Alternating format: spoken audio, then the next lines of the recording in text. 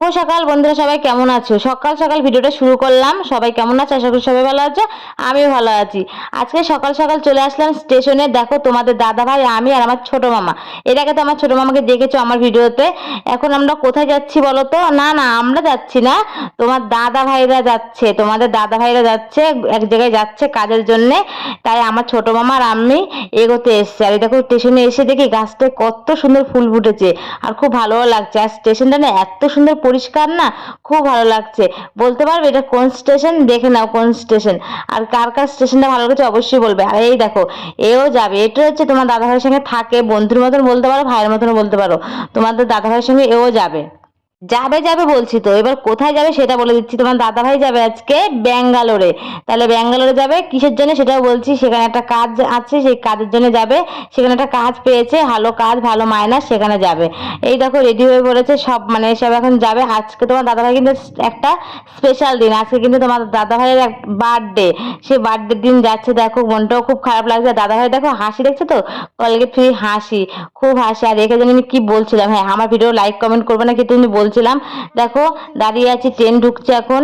সবার মনে তো হাসি, কিন্তু আমার মনটা তো খারাপ। 6 মাস পরে আসবে, আর ভালো লাগছে না।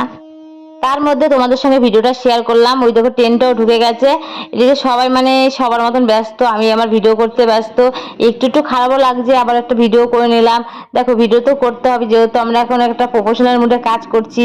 এখানে তো সবকিছু শেয়ার করছি। দেখো ছোট ছোট কিছু শেয়ার করছি আমার জীবনের। এই দেখো এখন ট্রেন এসে পড়েছে। এখন তোমার দাদাভাই ট্রেনে উঠবে। দেখো এটা কোন স্টেশন কে বলতে পারে বলে দেবে, ঠিক আছে? এটা হচ্ছে আমাদের ধাত্রীগ্রাম স্টেশন। মানে স্টেশনটা আগের থেকে অনেকটা উন্নত হয়েছে, এরকম ছিল না, আগে অন্যরকম ছিল। এখন খুব ভালো লাগলো। দেখো ট্রেনটা এখন দাঁড়িয়ে পড়েছে। এখন এইটা যাবে হাওড়া। আমাদের আমাদের বাড়ি থেকে হাওড়া মানে প্রায় 2.5 ঘন্টা 2 ঘন্টা। অবশেষে দেখো ট্রেনে উঠে পড়লো তোমাদের দাদা ভাই। খুব খারাপ লাগছে।